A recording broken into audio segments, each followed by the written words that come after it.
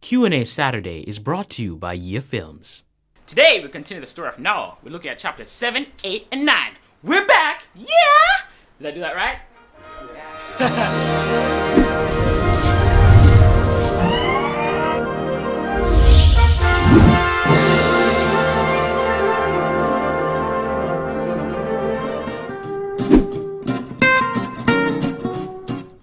Who knew that artichoke was a cure for hangovers? Wow.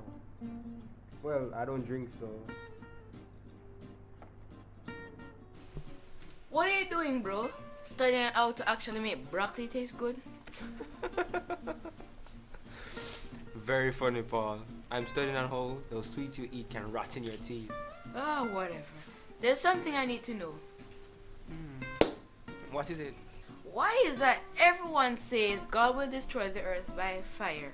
You know, the old hell thing. How do we know what God will use? Good question. Suppose he decides to use water. You know, like a flood or something. Well, if there's one thing is for sure, he won't use a flood again. Again? Yeah, you know the story of Noah? How God was displeased with the people of the earth, so he decided to get rid of them. So he sent a massive flood to wipe them out. Well, that is in exclusion with Noah and his family, though. Oh, yeah. Now I remember. But suppose he decides to send again. Well, Paul, in verses 11 and 15 of Genesis chapter 9, God says that he will never use flood waters to destroy the earth again. Oh, I see. Yeah, he also did something really cool. What did he do? Well, he marked the covenant that he made with man and all creatures by setting a rainbow in the sky. For real? True story, bro. Whoa, that's awesome. So how did the rest of the story go? Well, I guess I'm going to have to read it to you then. Yes! Alright then, let's go. Cool. Well, I guess we'll have to read about how God will destroy the world with fire. Cool. Welcome to Q&A Saturday, the show that tests just how much you know about the Word of God. I'm John Davis, your host. We'd like to thank Leon for bringing our intro skit, True Story, Bro. It looked at, yes, he's right here in the studio with us. Hello. Yes, so it looked at chapter 9, where God set his covenant with man and all living creatures that he would never send flood rains again. But let's rewind a little bit and go to chapter 7 and 8. That's when God told Noah and his family to go into the ark because he was going to wipe out all humanity. And you know, all the animals went in unclean by 2, clean by pairs of 7, and when God sent the rain, all the people of the earth were devastated and they tried to rush to the ark and they couldn't get in and they were all killed. But God passed his judgment and that's just how things are done. So, what are we doing next? Let's see, move into this week's challenge. Alright, this week's challenge is for you guys to give the exact height of Mount Ararat, which is found in, I don't know, Africa? Where is Mount Ararat? Middle East. You guys can find out where it is. Yeah, we make that part of the challenge, right? Anyway, so that's about it. Let's go right into some questions.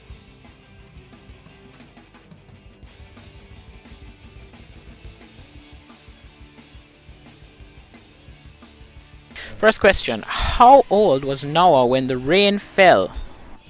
Yeah, something like 900 or Lower something. than that. Lower than that? 600 and something. I don't know.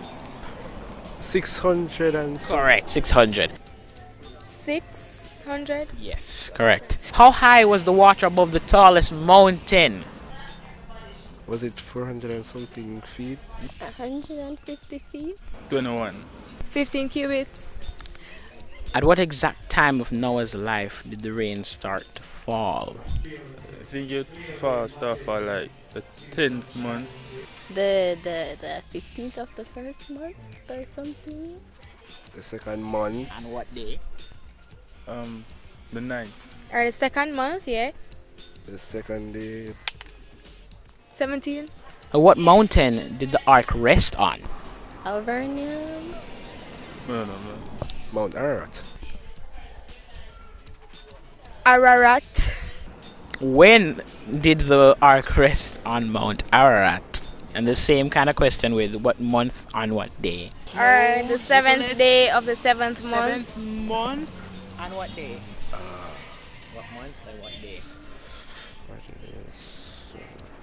Probably be about March, the third month. What the 7th month? And what day? 20th day? Second. 15, 20 something. How long did the rain last? 40 days and 40 nights. 40 days, 40 nights. 40 days and 40 nights. There we go.